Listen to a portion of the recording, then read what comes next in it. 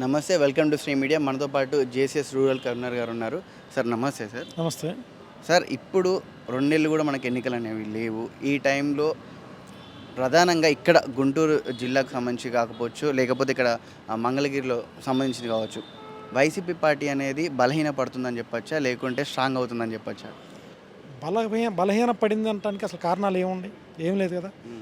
Party అధికారంలోకి వచ్చిన ఈ 4.5 సంవత్సరాల్లో చేసిన పనులు, డెవలప్మెంట్స్, అట్లాగే ప్రజలకి చేసిన మంచి, కరోనా టైంలో ఎవరి ఇళ్లలోంచి కూడా బయటకు రాలేని టైంలో మన ప్రభుత్వం సీఎం గారు తీసుకున్న నిర్ణయాలు అవన్నీ చూసి పార్టీ రోజు రోజుకి డెవలప్ అయితే తప్ప ఏ కారణం చేత మీరు అన్నట్టుగా గ్రాఫ్ కిందకు పడిపోతే మీరే చెప్పాలి. అంటే ఇప్పుడు ఇక్కడ ఉన్న వాళ్ళు ప్రతిపక్షాలు ప్రధానంగా అనేది ఏంటంటే ఇప్పటికీ అభ్యర్థి అనేది స్థిరంగా ఒక్కరు కూడా లేరు. మొన్న గంజి చిరంజీవి గారిని ప్రకటించి మళ్ళీ ఇప్పుడు మార్చే అవకాశాలుగా కనిపిస్తున్నాయని చెప్పేసి అంటున్నారు.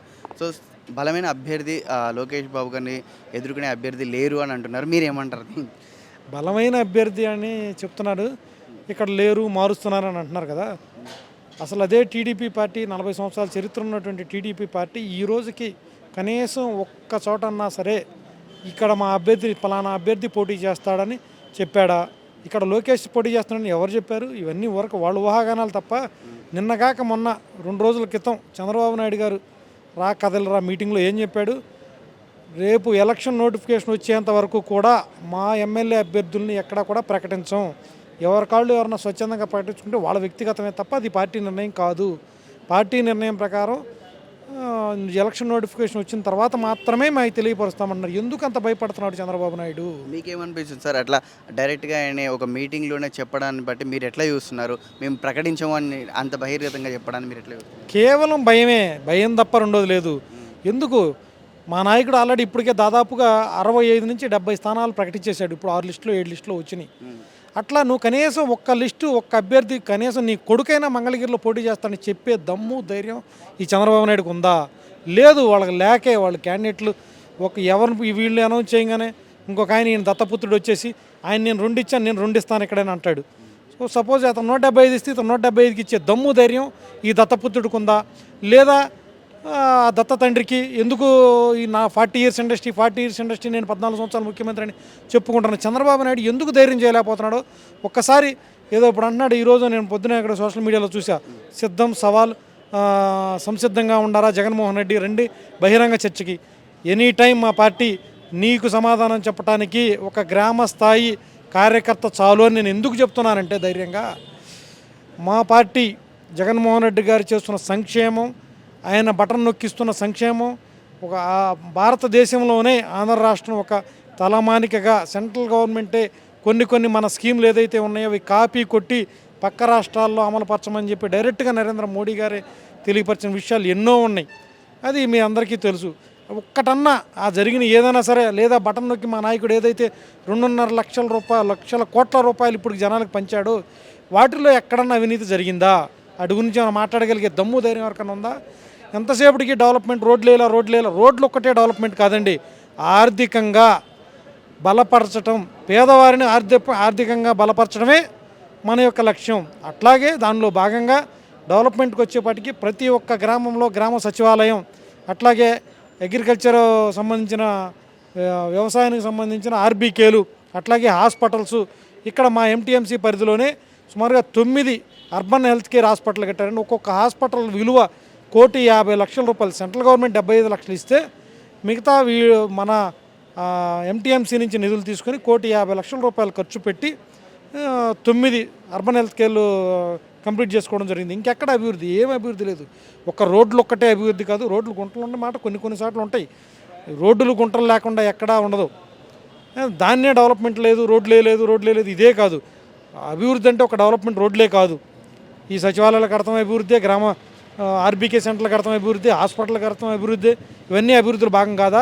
లేదా పేదవాడిని లక్షాధికారిని చేయాలి, లేదా పేదరికం నిర్మూలించాలనే ఉద్దేశంతో మేము ఇస్తున్నటువంటి సంక్షేమ పథకాల అభివృద్ధి కాదా? అది మీరే ఆలోచించాలి. ప్రజలందరూ కూడా ఆలోచిస్తున్నారు. ఈ మీ జనం ఏదైతే ఇన్ని రోజుల నుంచి బయటకు రా, తాడేపల్లి ప్యాలెస్ వదిలిరా అని మాట్లాడిన సన్నాసులు ఎవరైతే ఉన్నారో ఒక్క 3 మీటింగుల దెబ్బకి కోసాలు కదిలిపోయినాయి. 3 పెట్టాడు సిద్ధం మీటింగులు.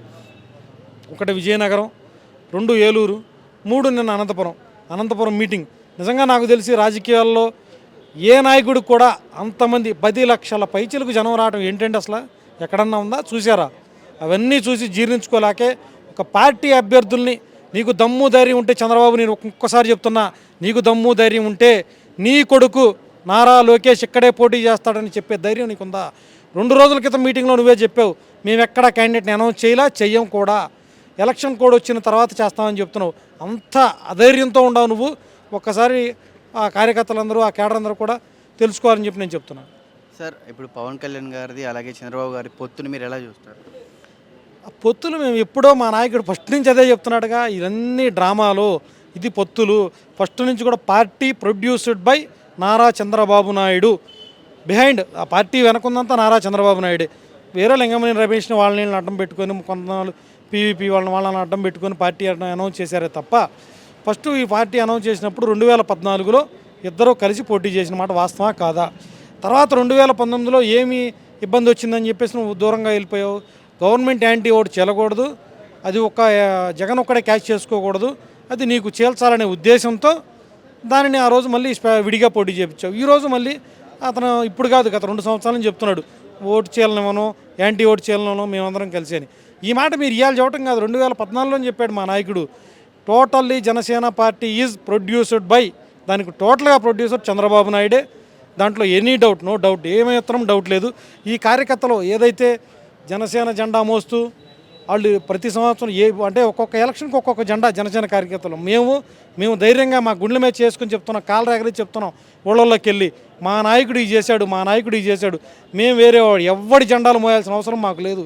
మా పార్టీ బట్టి ఇప్పటికి దాదాపు 13-14 సంవత్సరాల నుంచి కూడా మా పార్టీ ఎక్కడా కూడా ఇంకొకటి జెండా మోయమని చెప్పి మా నాయకుడు ఏ రోజు మాకు చెప్పింది లేదు. అలాంటి అవసరం కూడా మాకు రానీడు మా నాయకుడు అని చెప్పేసి నేను చెప్తున్నా.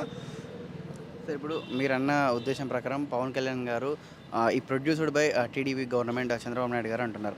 సో అదే పవన్ కళ్యాణ్ గారు చెప్పేది ఏంటిదంటే, నాకు పైసలు అనేవి అసలు అవసరమే లేదు, నేను ఒక సినిమా చేసుకుంటే నాకు కోట్లలో వస్తాయి, అలాంటిది ఒక పార్టీకి సపోర్ట్ చేసి డబ్బులు తీసుకోవాల్సిన అవసరం నాకేముంది, అంటే ప్యాకేజ్ తీసుకోవాల్సిన పని నాకేముంది అంటున్నారు. మీరు ఎలా చూస్తారు? సరే, ప్యాకేజ్ గురించి మేము మాట్లాడట్లా. సరే, ఓకే, నువ్వు 175 స్థానాలు నువ్వు ఎందుకు పోటీ పెట్టవు?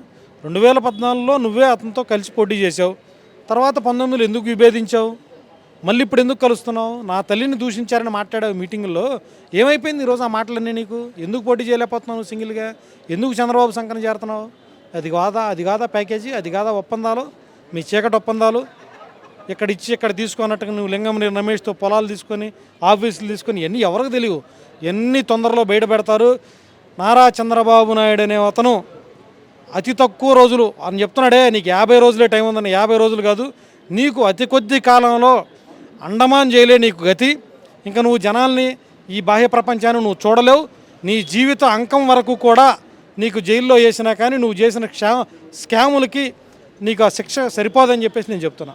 సార్, ఇప్పుడు మీ కార్యాచరణ ఎలా ఉంది? ఎందుకంటే ఇప్పుడు మీరు గ్రౌండ్ లెవెల్ కూడా చాలా కష్టపడుతున్నారని చెప్పేసి మీ వాళ్ళు కూడా చెప్పడం జరుగుతుంది. సో ఇప్పుడు మీ కార్యాచరణ ఎలా ఉంది? ప్రభుత్వాన్ని గెలిపించుకునే దిశగా ఎలా పనిచేస్తున్నారు? 100% మాకు వచ్చేసి మా నాయకుడు ఒకటే చెప్పాడు, నేను చేసిన మంచిని, మన ప్రభుత్వం చేసిన మంచిని మీరు జనాల్లోకి తీసుకెళ్ళండి. నా కార్యకర్తలే నా స్టార్ క్యాంపెయిన్ అని చెప్తున్నాడు. ప్రతి ఒక్కడు, నేనే కాదు, ప్రతి గ్రామ స్థాయి వాలంటీర్ దగ్గర నుంచి కార్యకర్త వరకు కూడా అందరూ కూడా ఒక స్టార్ క్యాంపెయినర్లు అయ్యి పార్టీ విజయంలో మరొక్కసారి జగన్మోహన్ రెడ్డి గారిని విజయకేతనం ఎగరవేయడానికి, వైఎస్ఆర్సీపీ జెండా ఎగరేయడానికి, రెండోసారి ముఖ్యమంత్రిగా ప్రమాణ స్వీకారం చేయడానికి ఎటువంటి ఇబ్బందులు లేకుండా మేమందరం కూడా ముందుండి నడుపుతామని చెప్పేసి చెప్తున్నాం.